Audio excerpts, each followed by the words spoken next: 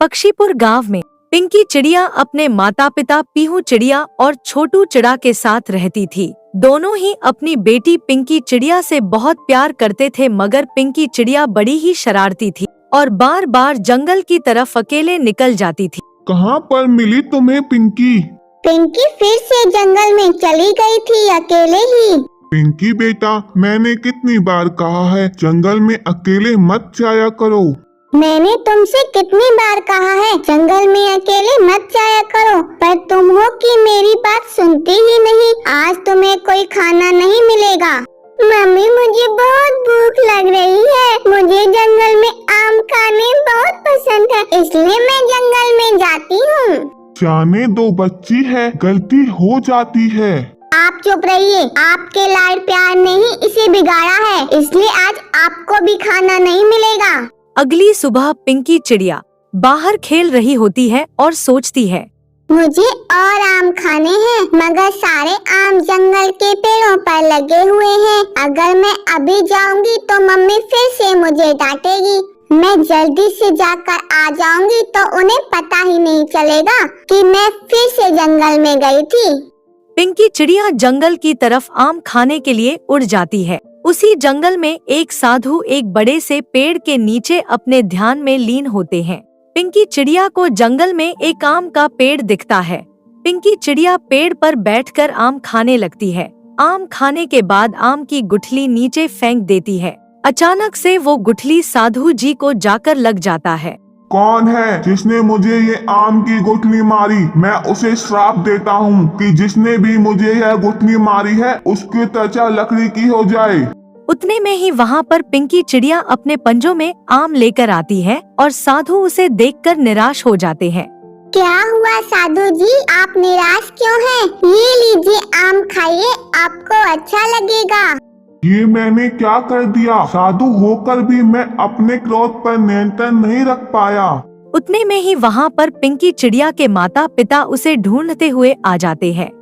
पिंकी, मेरी पिंकी, तुम्हें ये क्या हो गया? तुम लकड़ी की कैसे बन गई, मेरी बेटी? साधु उन्हें सारी बात बताते हैं। साधु जी, मेरी बच्ची से गलती हो गई थी। आप हमें ये बताइए कि हम क्या कर सकते हैं जिससे इसे हम ठीक कर पाएं। क्षमा करना बेटा, मैंने ध्यान नहीं दिया कि ये एक बच्ची है। मुझे लगा किसी ने जानबूझकर मुझे यह गुठली मारी है। साधु जी, आप श्राप वापस ले लीजिए ना। मैं अपना श्राप वापस तो नहीं ले सकता, मगर श्राप से मुक्त होने का उपाय बता सकता हूँ, क्योंकि ये बच्ची लकड़ी की मेरे क्रोध की वजह से ही बनी है। तो मैं इसे आशीर्वाद देता हूँ कि इस बच्ची के पास लकड़ियों की शक्ति आ जाएगी, जिससे ये जो चाहे वो बना सकेगी। क्या सच में मैं जो चाहूँ वो बना सकती हूँ? फिर तो मैं अपने लिए आम का पेड़ बनाऊंगी। पिंकी चिड़िया अपने पंखों को आगे करती है और वहाँ पर आम का पेड़ जमीन से उग जाता है। अब हम बहुत सारे आम खाएंगे, मगर मेरी त्वचा इस पेड़ की तरह क्यों हो गई है? पापा बताइए ना। साधु जी, श्राप कैसे खत्म होगा आपने बताया ही नहीं। वो तुम्हें स्वयं पता चल जाएगा। छोटू चिड़ा और पीहू चिड़िया अपनी बेटी पिंकी चिड़िया को लेकर घर निकल जाते हैं। अगले दिन जब पिंकी चिड़िया अपने दोस्तों के साथ बाहर खेलने जाती है तो उसके दोस्त उसके साथ खेलने से मना कर देते हैं। छोटू चिड़ा ये सब देखकर पीहू चिड़िया से बात करता है। हमारी बेटी के साथ कोई खेलना ही नहीं चाहता है, क्योंकि वो लकड़ी की बन चुकी है। बुरा तो मुझे भी लगता है, मगर हमारी बेटी के पास अच्छी शक्तियाँ भी हैं और सांप को निकालने का रास्ता हमें खुद ही मिल जाएगा। दूसरी ओर पिंकी चिड़िया रोते हुए आती है। मेरे साथ कोई नहीं खेलना चाहता है, क्योंकि मैं लकड़ी हूँ। मुझे भी दोस्त चाहिए जो मेरे साथ खेलें। तभी पिंकी चिड़िया की नजर रोते हुए बुजुर्ग पक्षी के ऊपर जाती है। पिंकी चिड़िया उस पक्षी के पास जाकर पूछती है, अंकल जी, आप रो क्यों रहे हो? बेटी, मेरे पास रहने के लिए कोई घर नहीं है। इस कड़कड़ाती ठंड में मुझे बाहर ही सोना पड़ता है। आप चिंता मत कीजिए अंकल जी, मैं आपको घर बना कर देती हूँ।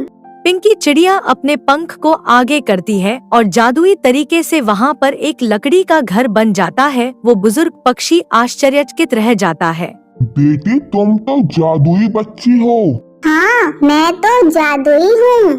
पिंकी चिड़िया गांव में सबकी मदद करने लगती है और उसके माता पिता ये देखकर बहुत खुश होते हैं। पिंकी चिड़िया के कई सारे दोस्त भी बन जाते हैं और वो उनके लिए लकड़ी के खिलौने भी बना कर देती है। हमारी बेटी तो बहुत अच्छा काम कर रही है, गांव वालों के लिए मुझ पर गई है एकदम। हाँ हाँ, अगर अच्छा काम कर रही है तो आप पर गई है, और अगर बुरा काम कर रही है तो मुझ पर। यही कहना चाहते हो ना आप? याद रखिए, उसे शिक्षा मैंने ही दी है, इसलिए वो मुझ पर गई है। मगर फिर भी मैं उसे लकड़ी का बना हुआ नहीं देख सकता। आखिर ये श्राप कैसे टूटेगा? उतने में ही पिंकी चिड़िया वहाँ आ जाती है और अपने पिता से कहने लगती है, पिताजी, मुझे बहुत भूख लग रही है।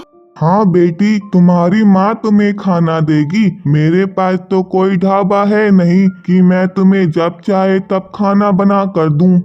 अगर ऐसी बात है तो मैं आपके लिए एक ढाबा बना देती हूँ। पिंकी चिड़िया लकड़ी का ढाबा बना देती है। अरे तुमने तो सच में लकड़ी का ढाबा बना दिया बेटी। वाह वाह मेरी बच्ची वाह। पिंकी चिड़िया धीरे धीरे करके गांव में विकास लाने लगती है। दूसरी ओर गांव के जमींदार जिगर चील को उनका चेला कालू कौवा कहता है, आजकल कोई भी हमसे उधार नहीं ले रहा है, उस वजह से कोई ब्याज भी इकट्ठा नहीं हो रहा है। ऐसा कैसे हो रहा है? ये पक्षी अपना घर बनाने के लिए तो उधार ले रहे हैं ना? नहीं, उसके लिए भी नहीं ले रहे हैं। ये तो नामुमकिन है। गांव में क्या पक्षियों ने अपने घर बनाने बंद कर दिए हैं? जी ऐसा नहीं है। गांव में एक लकड़ी की चिड़िया है जिसके पास जादुई ताकत है। वो जो चाहती है वो बन जाता है। अगर ऐसा है तो हमें खुद जाकर देखना होगा। जमींदार जिगर चील और कालू कौवा दोनों ही पिंकी चिड़िया की शक्तियों को देखने जाते हैं कि ये बात सच है या झूठ। वहाँ पहुँचते ही वो देखते हैं कि पिंकी चिड़िया बच्चों के लिए अपने लकड़ी के जादू से झूला बना रही है। अरे यह तो सच में जादुई चिड़िया है और ये बनी भी लकड़ी की है। जरूर इसके पीछे कोई राज होगा। एक काम करते हैं, जाकर इसके माता पिता से बात करते हैं। सही कह रहे हो। जमींदार जिगर चील और कालू कौवा दोनों ही छोटू चिड़ा और पीहू चिड़िया से मिलते हैं। छोटू चिड़ा जमींदार को पूरी बात बताता है। अफसोस हुआ सुनकर कि आपकी बेटी लकड़ी की बन गई। अफसोस तो शुरू में हमें भी हुआ था, मगर आज के समय में ऐसा लगता है कि हमारी बेटी दुनिया की सबसे प्यारी और अच्छी चिड़िया है। वो कहते हैं ना, अपनी कमजोरी को अपना हथियार बनाना चाहिए। भले ही साधु ने मेरी बेटी को लकड़ी बनने का श्राप दिया, मगर उन्होंने आशीर्वाद भी दिया, जिससे आज हमारा गांव और गांव के पक्षी तरक्की कर रहे हैं। जमींदार वहाँ से निकल जाता है। ये साधु जो कोई भी है, उसका श्राप कम और आशीर्वाद ज्यादा लगता है। अगर हम जाकर उस साधु को आम की गुठली मारें तो शायद हमें भी वो श्राप दे दे, जिससे बुरे की जगह अच्छा हो जाए, जैसा कि इस चिड़िया के साथ हुआ। हाँ, आप सही कह रहे हो महाराज। क्या पता हमें वो सोने में बदल दे और उसके बाद हम जो भी चाहें वो सोने में बदल पाएंगे। जमींदार जिगर चील और कालू कौवा दोनों ही जंगल में जाते हैं और वहाँ पर साधु जी को अपने ध्यान में लीन पाते हैं। जमींदार जिगर चील आम की गुठली ध्यान में लीन साधु को मारते हैं। कौन है जिसने मुझे है आम की गुठली मारी? मेरे सामने आओ, मैं तुम्हें देखना चाहता हूँ। मैंने मारा। आपको कोई श्राप देना है तो आप दे सकते हैं, जैसे कि सोने में बदल जाना और सोने की चीजें बनाना। मूर्ख, उस बच्ची को तो मैंने अपनी गलती की वजह से श्राप दिया था। तुम मूर्खों को मैं श्राप देता हूँ कि तुम दोनों पत्थर में बदल जाओगी। केवल उसकी त्वचा लकड़ी का बन जाने का श्राप दिया था, परंतु तुम पूरी तरह से पत्थर में बदल जाओगे और हिल डुल भी नहीं पाओगे। जमींदार जिगर चील और कालू कौवा दोनों ही पत्थर में बदल जाते हैं। दूसरी ओर पिंकी चिड़िया गांव में भलाई का काम करती है। एक समय आता है जब पक्षीपुर में ऐसा कोई नहीं होता जिसके पास खुद का घर ना हो, और वो एक दिन आ जाता है जब पिंकी चिड़िया अपनी असली रूप में आ जाती है। ओ तो ये था श्राप का तोड़। पिंकी को गांव में जिनके पास घर नहीं है उन सभी के लिए अपनी शक्तियों से घर बनाकर देना था। अरे वाह! ओ तो ये बात थी, मगर अब पिंकी की शक्तियाँ चली गई होंगी। मुझे इससे कोई दिक्कत नहीं है। मेरी पिंकी बिना शक्तियों के भी सबसे अच्छी और लोगों की मदद करने वाली चिड़िया है। आखिर गई किस पर है? पापा पर।